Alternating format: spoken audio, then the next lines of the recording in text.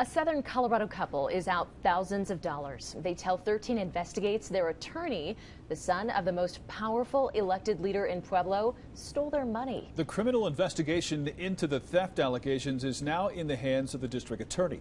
Investigative reporter Sean Rice explains why the couple believes a family member may be shielding Douglas Gradisar from accountability. In this 13 Investigates special report, Conflict of Interest. I have been sick, very sick. I made sure that my medical condition, which is quite serious, didn't interfere with anything regarding this case.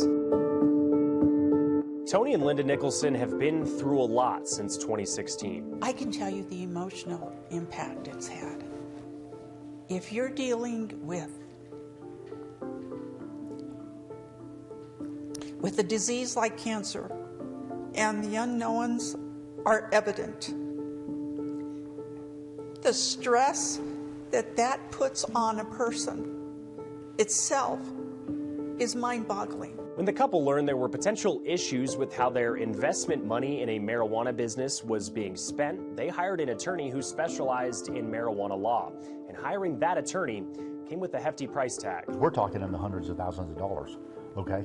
And, over $500,000, easy. The Nicholsons say all of that money went to Gradisar Law in Pueblo. Nicholas Gradisar actually took the case and then handed it over to Douglas Gradisar. At the time they hired the firm, now Pueblo Mayor Nick Gradisar was a managing partner, but he didn't take their case. His son, Douglas Gradisar, did, and the Nicholsons paid Douglas for his legal work through a trust fund account. We had no reason to doubt him, and, for what happened at the end, we didn't see it coming. It was a total shock and surprise. Fast forward 5 years to 2021. A lot had changed at Gradisar Law since the Nicholsons first hired them. Nick Gradisar left the firm after being elected the city of Pueblo's mayor in 2019. But his son Douglas stayed working on the Nicholsons' case.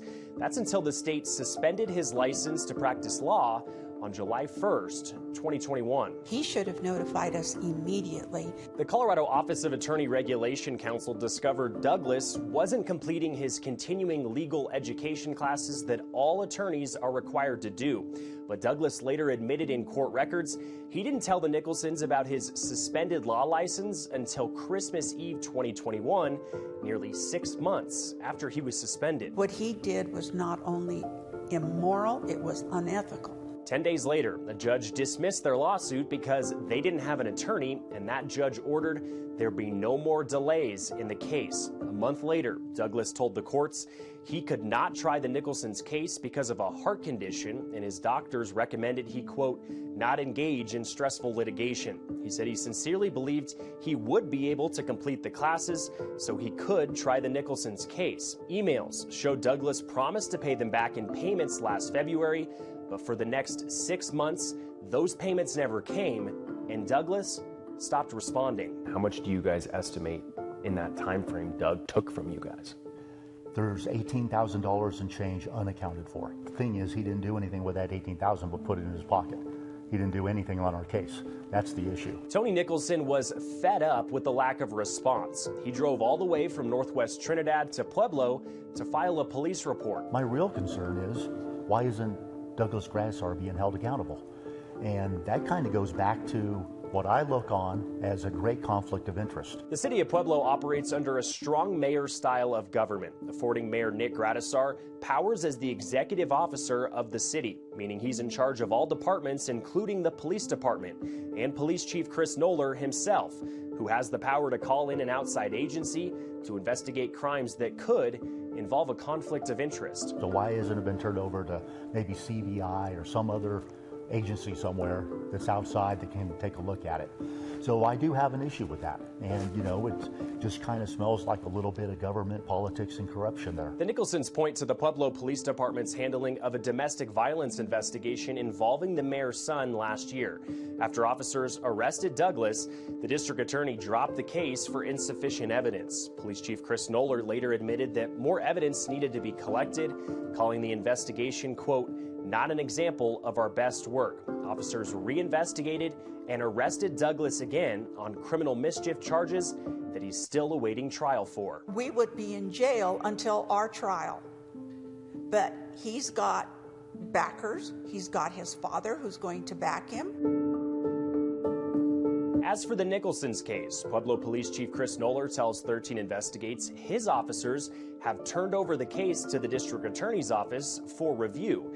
When we asked District Attorney Jeff Chostner where the case stands, he told us he could not ethically comment on the case. But regulators who discipline attorneys here in our state found that Douglas's failure to provide legal work while still taking his clients' money violated numerous rules of professional conduct for attorneys. For that reason, Douglas Gradisar was disbarred, his license stripped, but the Nicholsons, they're still out thousands of dollars with little justice in sight. What we want is justice. You know, he should be locked up somewhere for what he did. He was deceitful and he lied, okay? And he's got no ethics, no principles, and his moral compass, if he ever had one, went totally sideways and he lost it. Where is our savings? What do we have to back us up now? Because we, on his advice, hey, you guys are going to win this. You guys can win this. There's no reason you can't win this. We trusted him. We asked both Douglas and Mayor Nick Gradisar for interviews. They both declined, and Mayor Gradisar refused to comment on the Nicholsons' worries. Douglas's attorney in a statement says in part, quote, Mr. Gradisar has been battling a life-threatening heart condition since 2019. The personal and professional effects of that diagnosis have been devastating. There is nothing newsworthy about the allegations that Mr. Gradisar is facing or his challenges since his diagnosis. There is no evidence to suggest that Mr. Gradisar has experienced favorable treatment in connection with any of these allegations. Sean Rice, 13 Investigates.